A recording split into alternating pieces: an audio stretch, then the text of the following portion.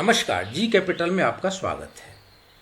आज की मार्केट बंद हो चुकी है, जिसमें बजाज फाइनेंस जैसी दिग्गज कंपनी लगभग 9% की भारी गिरावट के साथ बंद हुआ है और बजाज फाइनेंस ने लगभग 208 रुपये 50 पैसे की गिरावट दर्ज की है। आज की प्राइस को देखकर ऐसा लग रहा है कि बजाज फाइनेंस आड़िया पार की लड़ाई के मूड में है। निश्चित रूप से कहा जा सकता है कि ऐसी कंपनी जिन्होंने अपने निवेशकों को अमीर बनाया है, उनमें से बजाज फाइनेंस एक अग्रणी कंपनी रही है। अब चार्ट पर इसकी स्थिति को देखकर आगे का विश्लेषण किया जाए तो इसमें स्थिति ये बन रही है कि ये ओपन होता है 2210 पर और क्लोज होता है 2099 पर और लो बनाता है 2085 रुपये 10 पैसे का। अब आप समझ सकते हैं कि 2210 से 2085 रुपये तक का जो रेंज है वो करीब करीब 215-20 रुपये का रेंज बनता है, लेकिन फाइनली 208 रुपये 50 पैसे लो के साथ ही अपने को क्लोजिंग दिया। अब इसकी स्थिति में हमें क्या करना चाहिए और इसका जो प्राइस है वो आर पार का क्यों है, उसको देखने के लिए सबसे पहले आपको देखना पड़ेगा कि पीछे कुछ डेट्स पर हम चलते हैं। एक डेट है पीछे 24 मार्च। 24 मार्च को इसने लो बनाया था। चाहे तो एनालिसिस को ठीक से समझने के लिए इस लो को आप नोट करते चलें। तो जो इसने लो बनाया था वो 2104 रुपये 65 पैसे का बनाया था। उसके बाद एक डेट आती है 31 मार्च की। 31 मार्च पर इसने 2100 रुपये का लो बनाया। अब इसके बाद एक डेट आता है 1 अप्रैल का। 1 अप्रैल का डेट जो आता है उस पर 2132 रुपये का इसने लो बनाया।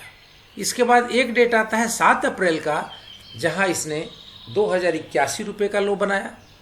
इसके बाद एक डेट आता है 8 अप्रैल का, तो वहां पे 2144 रुपये का लो बनाता है। इसके बाद डेट आता है 15 अप्रैल का, जहां 2168 रुपये का लो बनता है। इसके बाद डेट आती है 16 अप्रैल की, जहां 2122 रुपये का लो बनता है और आज फाइनली 2099 रुपये का लो बनता है।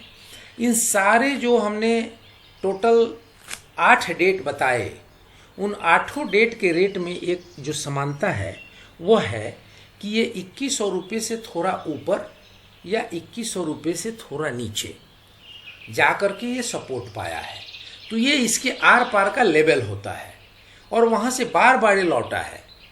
भगवान करे कि ये यहाँ से ऊपर लौट जाए, लेकिन जैसा कि यहाँ पे एक मोरा बाजू कैंडल बना हुआ है जो शो कर रहा है कि जब लास्ट मार्केट की बेल बज रही थी, जब मार्केट बंद होने को तैयार था, उस समय भी इस पर सेलिंग की प्रेशर बहुत जोरदार बनी हुई थी। तो इस प्रकार ये लग रहा है कि कल का जब मार्केट खुलेगा तो मैक्सिमम चांस है कि यहाँ से इसको डिसाइसिवली नीचे आना चाहिए। लेकिन ध्यान ये आप रखें कि यहाँ से जो सपोर्ट इसको मिल रहा है बार बार, वो 2080 रुपये के आसपास एक सपोर्ट जोरदार मिल रहा है। अब इसके अगर RSI को देखें तो और भी कुछ चीज़ें स्पष्ट होंगी। तो RSI में आप देखेंगे कि ये डेट है पीछे 12 मार्च का। तो 12 मार्च के डेट में ये पहली बार ओवरसोल्ड जोन में आया था। उसके बाद से लगातार ओवरसोल्ड जोन में ही बना है या उसके आसपास बना हुआ है। इसकी प्राइस की वीकनेस बनी हुई है लगातार। अगर कई बार ओवरसोल्ड जोन से बाहर भी निकला है तो प्राइस की कमजोरी ही रही है, प्राइस में कोई तेजी नहीं दिखी है, जो इसके लिए एक नकारात्मक लक्षण दिखाई दे रहे हैं।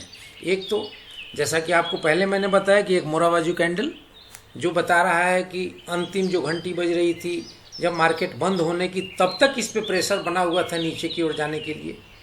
एक ये, दूसरा RSI का लगातार ओवरसोल्ड या वीकेंड पोजीशन में बने रहना, ये दोनों इंगित करता है कि बजाज फाइनेंस की स्थिति ठीक नहीं है। फिर भी अब इसमें हमें क्या करना चाहिए और इसमें हमारा क्या और रणनीति हो सकता है, तो उसको जानने के लिए सबसे पहले हम चलते हैं NSE की वेबसाइट पर।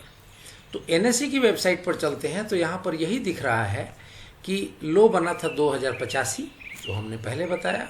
हाई बना था 2210 और ओपन हुआ था 2210 पे। तो मतलब जहाँ ये ओपन हुआ था वहीं हाई था और वहाँ से लगातार नीचे की ओर आया है। अब इसके वॉल्यूम को देखें तो क्वांटिटी ट्रेडेड हुई है 73,84,077 शेयर की। डिलीवरी क्वांटिटी है 22,86,247 शेयर की। डिलीवरी परसेंट ठीक ठाक है, 31% के आसपास डिलीवरी है।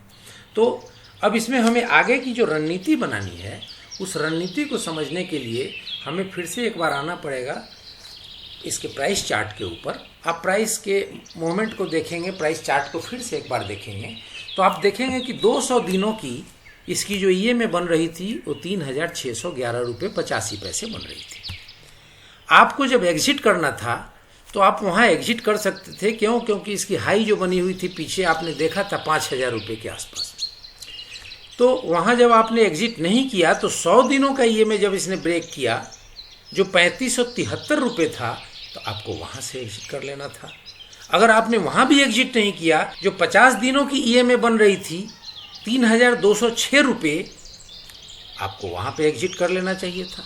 आपने वहाँ भी एग्जिट नहीं किया, तो आगे क्या करना चाहिए? अब आप पैनिक होके इसे 2,090 और 2,080 में न सेल करें। अब आपको वेट करना चाहिए। जो बोलिंजर बैंड का जो लोअर रेंज है वो बता रहा है कि इसकी 1934 रुपये 91 पैसे, मतलब 1935 रुपये के आसपास।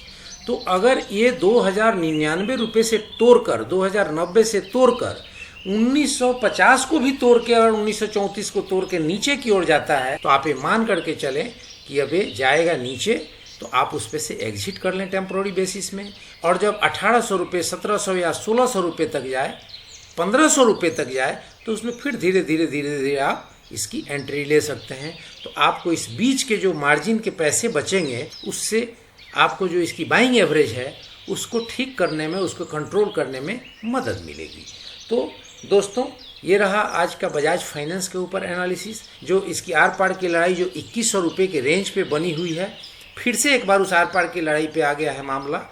अब कल का जो ट्रेडिंग सेशन होगा वो डिसाइड करता है कि बजाज फाइनेंस आर जाती है या पार जाती है। तो वीडियो लाइक करें, शेयर करें, सब्सक्राइब करें और बेल आइकन बटन प्रेस करना ना भूलें, सो दैट कि आपके पास वैल्यूएबल इन्फॉर्मेशन सबसे पहले पहुंचे।